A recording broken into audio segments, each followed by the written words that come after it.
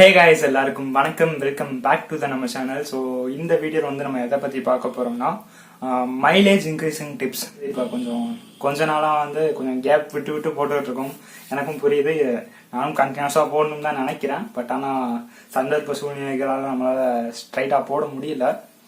So இனிமே வந்து கண்டிப்பாக கண்டினியூஸாக போகிற ட்ரை பண்ணுறேன். ஸோ இன்னைக்கான வீடியோ வந்து நம்ம மைலேஜ் இன்க்ரீசிங் டிப்ஸ் தான் பார்க்க போகிறோம். ஸோ நம்ம ஒரு பைக் வந்து வச்சிருக்கோம், லாங் ரைட் போகிறதா இருந்தாலும் சரி, இல்லை சிட்டி யூசேஜுக்காக இருந்தாலும் சரி, மைலேஜுங்கிறது வந்து ரொம்பவே முக்கியமான ஒரு விஷயம். ஸோ நிறைய பேர் வந்து பைக்குனாலே மைலேஜ் தான் ஃபர்ஸ்ட் பாக்குற ஆளுங்க தான் நிறைய பேர் இருக்காங்க. ஸோ இந்த வீடியோல வந்து நம்ம கொஞ்சம் தப்பு செய்யறதுனால வந்து நம்ம மைலேஜ் வந்து டிராப் ஆகுறதுக்கு வந்து சான்சஸ் இருக்கு.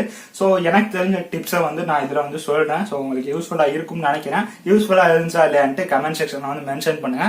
ஸோ வாங்க வந்து நம்ம இந்த வீடியோக்குள்ள போயிடலாம்.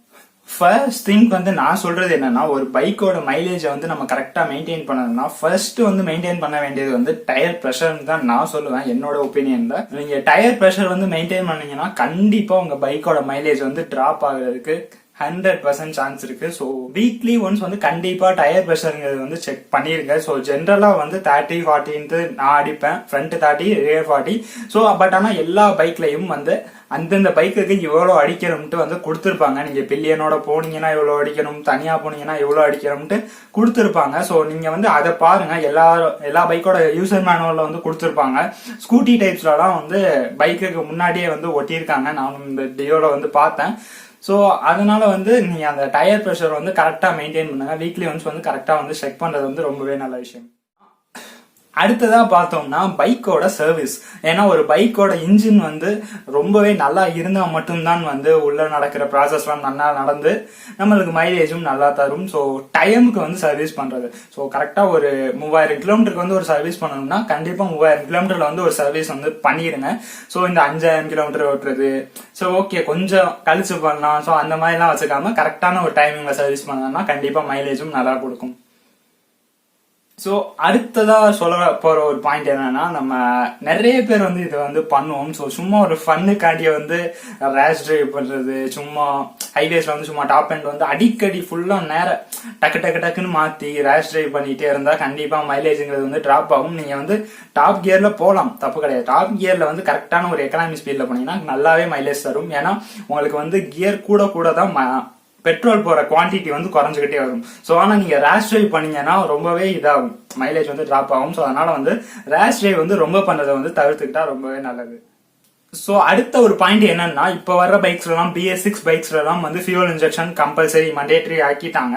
ஸோ பட் ஆனா BS4ல ஃபியூல் இன்ஜெக்ஷன் வந்து நிறைய பைக்ஸ்ல இருக்கு. சப்போஸ் உங்க பைக் வந்து கார்பரேட்டரா இருந்துச்சுன்னா நீங்க சர்வீஸ் கொடுக்குற அப்பையும் தாண்டி நீங்களும் அப்பப்போ ஒரு 1.5 மாசத்துக்கு ஒரு தடவை இல்லை 1 மாசத்துக்கு ஒரு தடவை கார்பரேட்டர், ஏர் ஃபில்டர் இதெல்லாம் வந்து கிளீன் பண்ணி போட்டா ரொம்பவே நல்லது. அது மட்டும் இல்லாம செயினையும் வந்து அடிக்கடி வந்து லூப்ரிகன்ட் பண்ணுங்க.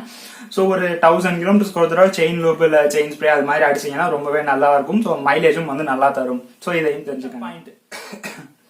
அடுத்த பாயிண்டா நான் என்ன சொல்லணும்னு நினைக்கிறேன்னா, எக்கனாமி ஸ்பீட். ஸோ எக்கனாமி ஸ்பீடுன்னா நாம அதுக்குன்ட்டு நான் 60ல மெயின்டைன் பண்ணுங்க, இதுல மெயின்டைன் பண்ணுங்கன்னா சொல்ல போறது கிடையாது. உங்க பைக்கோட எக்கனாமி ஸ்பீட் பத்தி தெரியும்னு நினைக்கிறவங்களுக்கு ஒவ்வொரு பைக்குக்கும் ஒவ்வொரு எக்கனாமி ஸ்பீட் இருக்கும். ஸோ அந்த ஸ்பீட் லிமிட்ல நீங்க மெயின்டைன் பண்ணீங்கன்னா கண்டிப்பா நல்லா கிடைக்கும். ஸோ அதுக்குன்ட்டு நீங்க ரொம்ப டாப் எண்டும் போகாதீங்க, ரொம்ப பையவும் போகாதீங்க.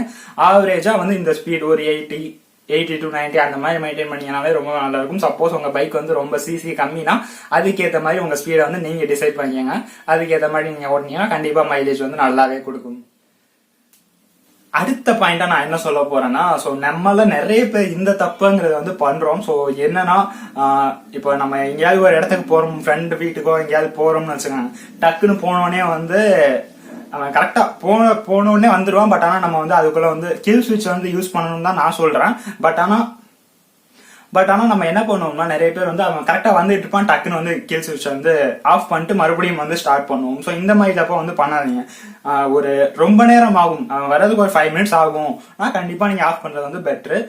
அந்த 5 மினிட்ஸும் போட விட்டுக்கிட்டே இருந்தா நல்லது கிடையாது. பட் ஆனா வந்து உடனே வந்துடுறதுக்கு வந்து ஆஃப் பண்ணி ஆன் பண்ணி உடனே இந்த ப்ராசஸ் வந்து பண்ணிட்டு இருக்காதீங்க. ஸோ அதுவும் வந்து உங்களுக்கு இதாகும். ஸோ அதனால வந்து இந்த தப்புங்கிறத வந்து நீங்க பண்ணாதீங்க. ஸோ ஓவரளவு வந்து எல்லாம் சொல்லிட்டேன்னு நினைக்கிறேன்.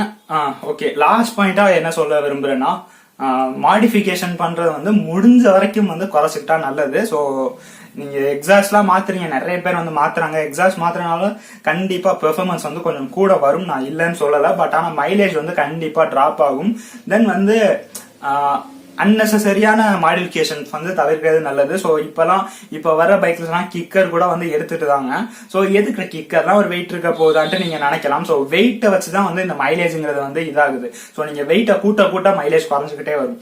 அதனாலதான் வந்து வெயிட் வந்து கம்மியா இருந்துச்சுன்னா மைலேஜ் வந்து ரொம்பவே நல்லா கிடைக்கும். ஸோ நீங்க மாடிஃபிகேஷன் பண்ணீங்கன்னா நீங்க பண்றது வந்து சின்ன பொருளா தான் இருக்கும். பட் ஆனா நீங்க பண்ற அந்த சின்ன சின்ன பொருளையும் வந்து மைலேஜ் வந்து டிராப் ஆகிட்டே வரும். ஸோ அதனால வந்து மாடிஃபிகேஷனை கொஞ்சம் தவிர்க்கிறது வந்து நல்லது.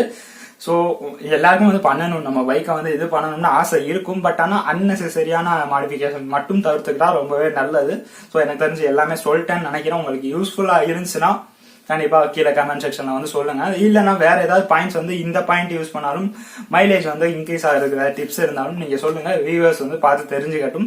ஸோ இந்த வீடியோ வந்து இதோட முடிச்சுக்கலாம். ஸோ உங்களுக்கு ஏதாவது டவுட்ஸ் இருந்தாலும் கீழே வந்து மென்ஷன் பண்ணுங்க, கண்டிப்பா நான் ஆன்சர் பண்றேன். ஸோ இன்னும் நிறைய வீடியோஸ் வந்து உங்களை சந்திக்கிறேன். டாடா கைஸ்.